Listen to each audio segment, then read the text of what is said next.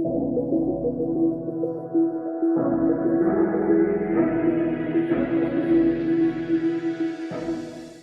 priatelia, vítam vás pri ďalšom diele nášho podcastu 7 bohatých rokov, podcaste o tom, čo sa deje v ekonomike na Slovensku aj vo svete. Dnes sa budeme baviť o troch témach. Prvým je, že na Slovensku stále rastie inflácia. Za minulý rok bola druhá najvyššia v Európskej únii. Žiaľ, potvrdili sa naše predpovede a rastie nezamestnanosť. A treťou témou, ktorou aj začneme, je prejav kanadského premiéra Carneyho, ktorý sa vyjadril teraz na samite v Davose k tej medzinárodnej situácii v obchode, tými obchodnými vojnami medzi Trumpom, Európou a ďalšími krajinami. A mne sa ten jeho prejav zdal byť veľmi výstižný. Vítam Karola Cimera. Ahoj, Karol. A hneď prvá otázka znie, že čo ty hovoríš na ten Carneyho prejav, na prejav kanadského premiéra v Davose? Spomínal si mi, že sa ti páčil. Povedz mi, čo sa ti na ňom páčilo, lebo mne sa ten prejav nepáčil. Mne sa zdá, že pomenoval také najdôležitejšie veci, v čom sa situácia zmenila. Páčil sa mi citát, že Európa aj ďalšie štáty sa spoliehali na silu našich hodnôt, mali veľa vzletných rečí o hodnotovej politike. Akurát teraz je doba, keď sa musíme spoliehať na hodnotu našej sily. A my tú silu ako Európania ani ako Slováci nemáme, pretože ja si myslím, že štát má silu, ktorá je kombinovaná dvomi faktormi. Jednak veľkosťou, počtom svojich obyvateľov a druhá vec ekonomickou silou. Slovensko, ak sa chce rozvíjať, tak proste nenafúkne v najbližších rokoch ten počet 5,4 milióna obyvateľov. Jediné, čo vieme urobiť, je budovať našu ekonomickú silu a životaschopnosť. A to, čo ten kanadský premiér povedal, bolo, že tá situácia vo svete znamená, že každý štát bude natoľko silný, ako bude schopný odolávať tým tlakom z okolia a vydieraniu z pohľadu tých veľkých mocností, najmä Spojených štátov, Číny a Ruska. A aby to mohol urobiť každý štát, potrebuje tri veci. Poprvé, potrebuje nasýtiť svojich obyvateľov, čiže musí zabezpečiť dostupné potraviny, pokiaľ možno produkované aj doma, ale za čo najnižšie ceny. Po druhé, musí zabezpečiť, aby krajina mala silnú energetiku a aby bola schopná odolávať, jednoducho produkovať lacné energie pre vlastných obyvateľov a pre vlastný priemysel. A po tretie, ekonomický rast. A v tomto s ním na 100% súhlasím. A myslím si, že je to niečo, o čom sme my hovorili už dávno. Najmä o tom, že pokiaľ nebudeme ekonomicky rásť, všetko ostatné je mimo, pretože budeme smiešní a budeme slabí. Jednak na Slovensku, ale aj z pohľadu Európskej únie. To sa mi veľmi páčilo, pretože to povedal veľmi otvorene. Mimochodom ešte druhá poznámka. Pozrel som si diskusiu pod tým jeho prejavom na denníku N, kde teda 90% tých diskutujúcich mu tlieskalo a pritom si ani neuvedomili, že ten Carneyho prejav bolo vlastne veľmi dobre sformulovanou víziou politiky na 4 svetové strany. Lebo on tam povedal, OK, nemôžeme sa spoliehať na Američanov vo všetkom, buď chceme byť s nimi ďalej kamaráti. Ale podpísal obchodnú zmluvu s Číňanmi, podpísal obchodnú zmluvu s Katarom, chystá sa podpísať obchodnú zmluvu s Južnou Latinskou Amerikou. To je politika na všetky 4 svetové strany. A pritom Carney mu za to zatlieskali. To sú tie paradoxy dnešnej doby. Tak mňa Carney a jeho prejav vôbec nezaujal. To, čo si ho, tak ako si ho popísal, je to v podstate konštatovanie faktu, ale mňa Carney úplne odstrihol tým, že použil citát Havla o moci bezmocných a predstava, že nejaký kanadský premiér sa prirovnáva k bezmocnému, je pre mňa úplne šialená. Mal by hodiť uterák do ringu a podať demisiu, ak sa cíti ako bezmocný, keď je premiérom takejto krajiny. Podľa mňa Kanadiania si ho nezvolili na to, aby plakal v Davose, že akí my sme ubožiaci pred tým nehorázným Trumpom. Tie veci o sile a slabosti. Opäť, my sme silní ako Európska únia vojensky len kvôli tomu, že sme v NATO a to, že nemáme vlastnú silu, nám Spojené štáty, alebo teda v západnej Európe Spojené štáty ukázali počas Suezu. Vtedy takto povedali Británii, že nie ste imperiálna mocnosť.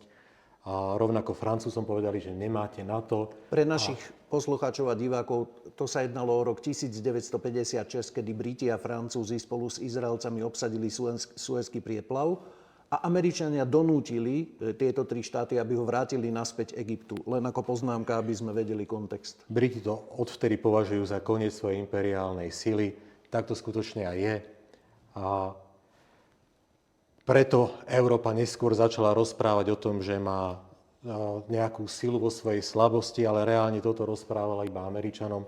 Keď trebárs Orbán robil niečo, čo sa nepáčilo Nemcom a Francúzom, tak sa nerozprávali o nejakých hodnotách, ale používali silu peňazí, nemali žiadny problém zastaviť čerpanie, nemali žiadny problém nerozprávať sa s rakúskou vládou, keď tam kedysi zvolili Hajdara, to bolo prvýkrát taká izolácia štátu. Čiže... Môžem dve poznámky k tomu, Karol. Toto všetko, čo hovoríš, je pravda. Ale vieš, čo je na tom zaujímavé a prečo ten prejav ja považujem za dobrý? Pretože Carney, ktorý je typický progresívec a pravá ruka Trudeau, s ktorým prznili Kanadu posledných 10 rokov, po tom, čo sa stal premiérom, tak zrazu zabudol na zelenú politiku, pretože povedal, že tak treba riešiť aj tú ekonomiku a musíme byť silní. A ja hovorím, že to je dobré. Ja viem, že 10 rokov tvrdil Kanaďanom úplné bullshity a až teraz otočil, ale myslím si, že je dobré, že otočil. A po druhé, je dobré, že upozorňuje na to, že proste rečičky a hlásenie sa akože k nejakým hodnotám vyriešia problémy. No nevyriešia. Samozrejme, že sa máme hlásiť k tomu, v čo veríme. Jednak myslím my ako ľudia, ale aj k tomu, čo veríme ako Slovensko a veríme ako Európa. Ale jednoducho dnes sme v transakčnej dobe. Musíme mať čo ponúknuť a musíme mať aj nejaké, povedal by som, takéto rácio, nejaký pevnú zem, na čo sa vieš stať. A pre Slovensko to môže byť iba to, že ak dokážeme produkovať potraviny alebo minimálne zabezpečiť nasytenie obyvateľstva, aby nás niekto nemohol vydierať, že vám nepošleme zemiaky z Poľska a bude problém. Po druhé, musíme mať lacné energie, a teda vlastné energetické zdroje. A po tretie, musíme ekonomicky rast. A v tomto si myslím, že má pravdu a som rád, že to povedal, lebo aj tá progresívnejšia časť Slovenska zrazu musí začať rozmýšľať trochu iným spôsobom ako doposiaľ. V tomto vlastne asi s tebou súhlasím, že ak ho si progresívna časť verejnosti osvojí, tak on popisuje reálnu situáciu, tak ako my popisujeme hrozne dlho. Presne tak. Preto ten prejav oceňujem, Okay. Pretože vieme všetci, aké mal názory v minulosti, ale núti nás vrátiť sa akože k podstate a k reálnym veciam. Pokiaľ budeme neuveriteľne zdaňovať podnikanie a energie, tak proste nebudeme bohatnúť. A máme na to aj dôkazy, a to je ďalšia téma, ku ktorej hneď prichádzam. Slovensko má druhú najvyššiu infláciu v Európe a táto vláda sa dostala k moci okrem iného tým, že sľubovala, že zabezpečí zastavenie zdražovania a zabezpečí lacné potraviny. Nič z toho neplatí. Slováci na to môžu zabudnúť. Dokonca by som povedal, že zadlžujú Slovensko ešte viacej, ako tá naša vláda počas covidu, počas vojny na Ukrajine, počas energetickej krízy. Teraz žiadny covid, ani energetická, ani inflačná kríza vo svete nie je. Čiže sa nemôžu vyhovárať na žiadne externé faktory, že to sa deje inde. Prečo to, Karol, je? Prečo to je? To znamená, v čom je, viem, že sme už o tom hovorili, ale v čom je ten hlavný problém? Že Česi, ktorí takisto sú závislí na Nemecku a takisto žijú v tom istom prostredí, majú polovičnú infláciu oproti Slovensku. Je to tlačením peňazí, ak to môžem povedať zjednodušene. A dopad európskych politík alebo politík eurozóny a úrokových mier Európskej centrálnej banky na Slovensku je taký, že sa to tlačenie peňazí tu deje. Naviac vláda Počkaj. Znovu pre divákov, že jak tlačenie peňazí? Však peniaze tlačí v úvodzovkách Európska centrálna banka. Na to my nemáme vplyv. Tak jaké tlačenie peňazí? To je úplná pravda, čiže jediné, a vlastne sme to aj sa zhodli v programe Kresťanskej únie, že jediné, čo môže vláda spraviť pre udržanie rozumného rastu cien na Slovensku, je byť fiškálne zodpovedná. No a to sa práve na Slovensku nedieje. Naša vláda nie je fiškálne zodpovedná, naša vláda zvyšuje dane a nie je pritom v v rámci konsolidácie schopná znížiť zodpovedajúce deficity. Aby som to úplne zjednodušil, to znamená, čím vyššie deficity sekáš, tým viac peňazí tlačíš do slovenskej ekonomiky a tým zvyšuješ infláciu. Áno. Je to veľmi zjednodušené, ale v podstate... Chcel som to povedať zjednodušene pre našich divákov, že peniaze sa netlačia len tým, že ich natlačí ECBčka, ale do našej ekonomiky ich natlačíš aj tým, že si napožičiavaš strašne veľa peňazí bez nejakej ekonomickej podstaty. To znamená, že aby tá ekonomika mala takú výkonnosť. Mimochodom, najvyššiu infláciu v eurozóne za posledné roky, alebo v Európe za posledné roky má Rumunsko, dvojnásobnú ako my ešte, a má aj najvyššie deficity. A keďže inflácia vždy o rok až dva dobehne tú blbú politiku, tak bohužiaľ asi aj Poľsko, ktoré sa vyvíjalo doteraz dobre, nebude mať až takú dobrú budúcnosť. Každopádne, čo vieme s tými, to znamená, že čo reálne slovenská vláda akákoľvek, to znamená, ak by to nebola táto vláda, ale mohol by si povedať ty, čo treba urobiť, čo sa dá reálne urobiť s tým, aby sa inflácia znížila? Znížila deficity. To je gro. Kde najmä? No. A bavíme sa o nepopulárnych riešeniach, samozrejme, ale akože bavíme sa to teraz z ekonomického hľadiska. To znamená, ktoré výdavky najviac rastú podľa teba, alebo... Podľa mňa sú neudržateľné výdavky na sociálny systém, ktorý máme v tejto chvíli. Myslím tým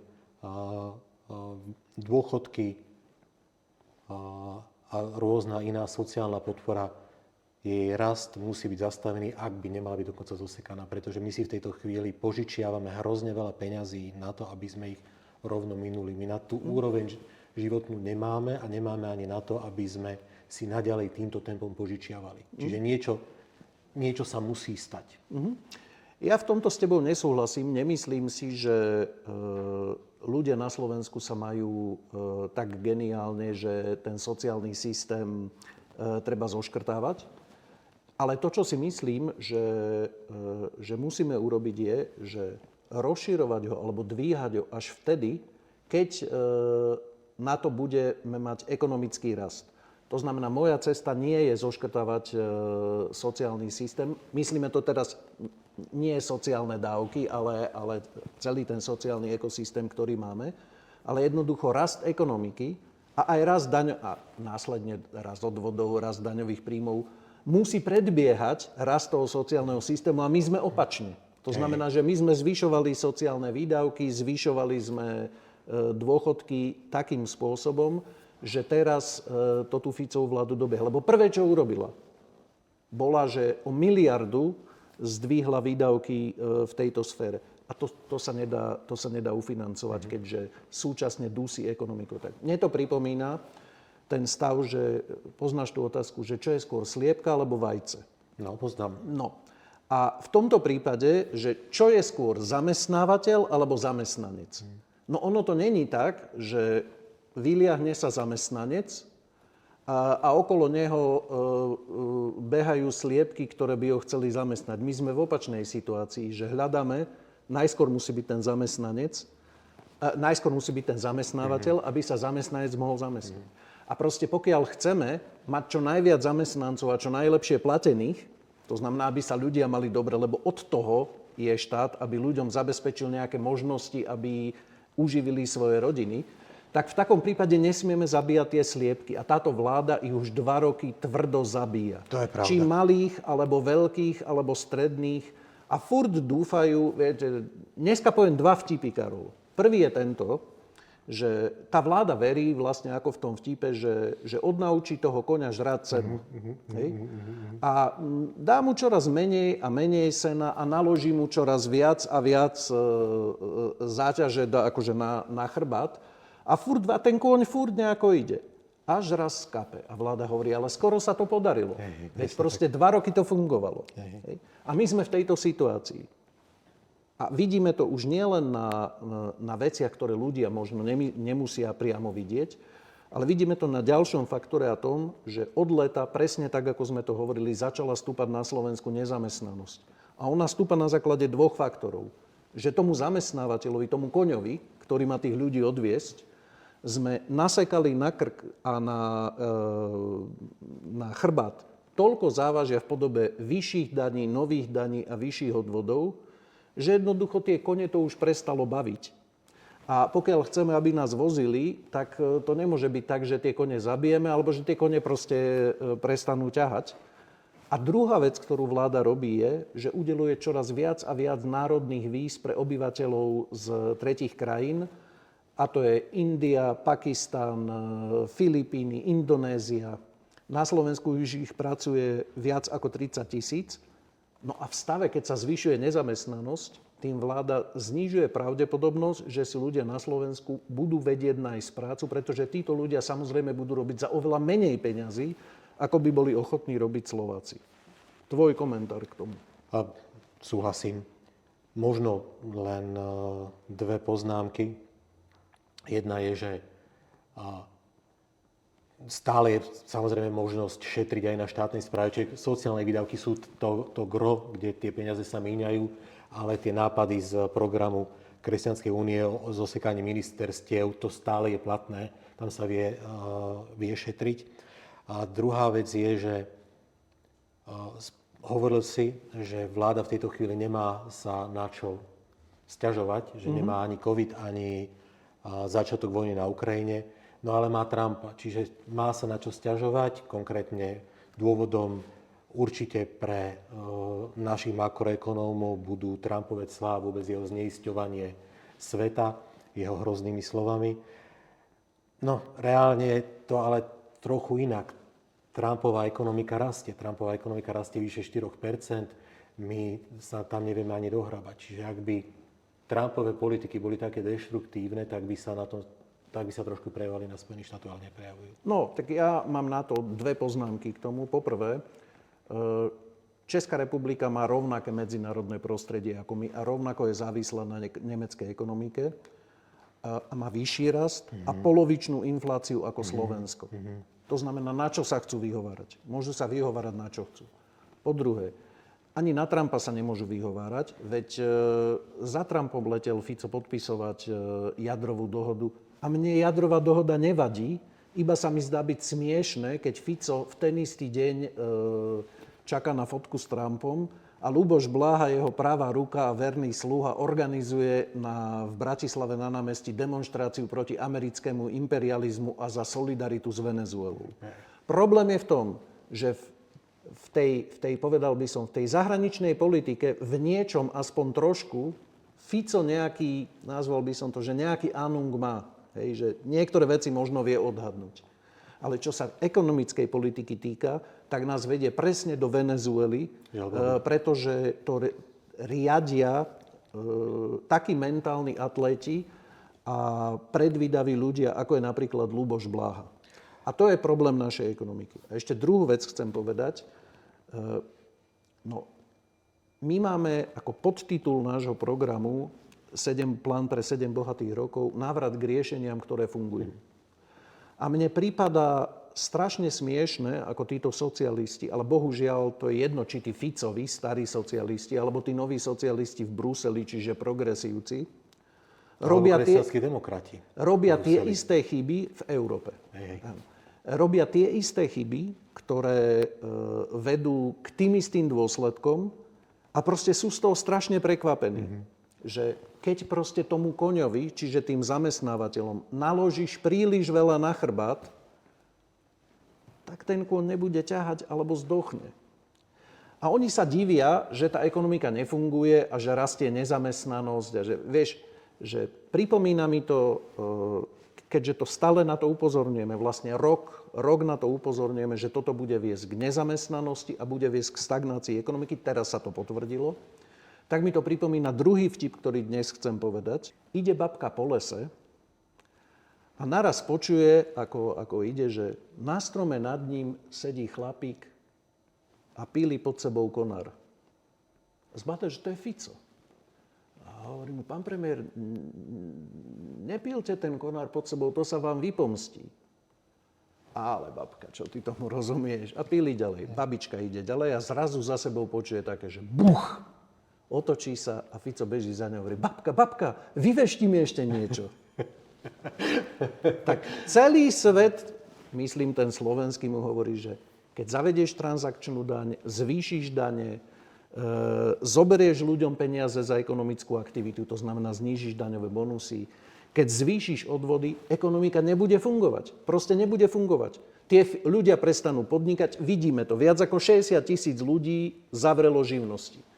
Firmy odchádzajú do zahraničia, veľké firmy prepúšťajú a Fico je z toho prekvapený.